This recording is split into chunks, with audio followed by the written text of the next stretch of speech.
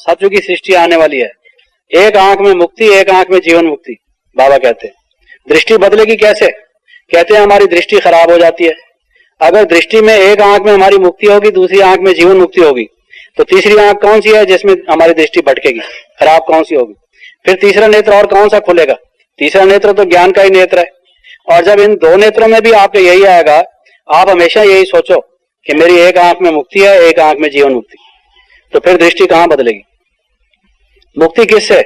इस कलयुगी संसार से, और जीवन मुक्ति सतयुगी सृष्टि से। तो मुक्ति और जीवन मुक्ति, मुक्ति प्राप्त करनी है। मुक्ति किससे प्राप्त करनी है? इस कलयुगी दुनिया से, इसके विकारों से, इसके दुखों और अशांति से। तो ये अगर हमारे दो आंखों में ये हमेशा घूमेगा तो फिर हम जल्दी से फारिग हो जाएंगे। बाबा हमेशा कहते हैं विधि से सिद्धि होती है, युक्ति से मुक्ति मिलती है। वो कौन सी विधि है जिससे सिद्धि मिलती है? वो कौन सी युक्ति है जिससे मुक्ति मिलती है? ये वो युक्ति है जिससे मुक्ति मिलती है। अगर ये युक्ति नहीं अपनाई तो मुक्ति कैसे मिलेगी?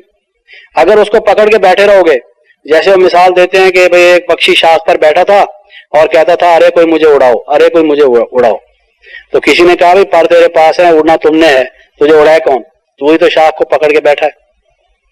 तो अगर कलयुगी सृष्टि को हम पकड़ के बैठे रहेंगे, उसके प्रति हमारा आकर्षण होगा, तो फिर हम उड़ेंगे कैसे? उड़ती कला में जाएंगे कैसे? तो उसके प्रति जब हमारा विकर्षण होगा तभी हमारे ज्ञान योग के पर से हम उड़ सकेंगे। ये एक पहली चीज है। और दूसरा मैंने आपको बताया कि वो जो परिवर्तन की प्रक्रिया है, जो प्रोसेस ऑफ चेंज है, वो क्विक हो, जिसको कहते हैं तीव्र पुरुषार्थ, तेज पुरुषार्थ।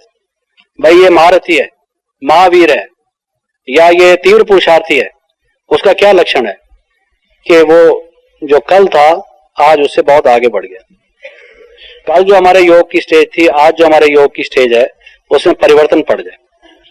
परिवर्तन पीछे की तरफ नहीं, आगे की तरफ, वो हमारा चेंज हो जाए।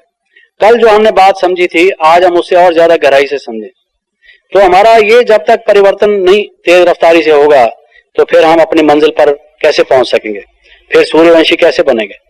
सूर्यवंशी में भी जो 16 कला संपूर्ण में भी जो संख्या बताई गई है कि जो उस परम सौभाग्य को प्राप्त करते हैं, हाईएस्ट स्टेज जो है, वो कैसे प्राप्त होगी? वो इस तरह से प्राप्त होगी। तो इसलिए तीसरी बात हमेशा ये ख्याल में रखिए कि हमारे परिवर्तन की भी जो स्पीड है वो ऐसी तेज हो कि जिससे हम बार बार कहलवाए नहीं, इशारा ही काफी है। बाबा की मुरली में आया, हम ये ना समझे ये हमारे लिए नहीं है। पहली जो प्रक्रिया होगी परिवर्तन की, वो मुरली से शुरू होती है। वो मुरली से कैसे शुरू होती है कि जो बात मुरली में कही हुई है, हर एक बात, बाबा कहते हैं हर एक ज्ञान एक बाण के समान है, एक तीर के समान है। किसी ने कहा है कि ट्रुथ्स आर लाइक एरोस, जो सत्य है वो बाण के समान है। जैसे तीर जाके मनुष्य को लगता है और मनुष्य मर जाता है, या 303 का बुलेट जो किसी को गोली यहां लग जाए वो आदमी मर जाएगा। तो ज्ञान जब हम सुनते हैं, हर एक बात जो है वो बाबा की बात कोई भी सुपरफ्लुअस नहीं है, फालतू नहीं है।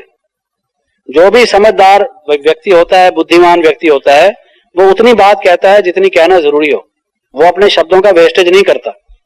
तो जो परम बुद्धिमान, जो ज्ञान का सागर परमपिता परमात्मा शिव बाबा हैं, उनकी मुरली में एक कामा, एक फुल स्टॉप, एक शब्द मुझे आप बता दें ये फालतू है, ये सुपरफ्लुअस है, इसके बिना भी काम चल सकता था, सवाल ही नहीं पैदा होता। वो उनमें से हर एक बात जो कही गई है, एक सेंटेंस जो कहा गया है, वो एक बाण के समान है, एक तीर के समान है।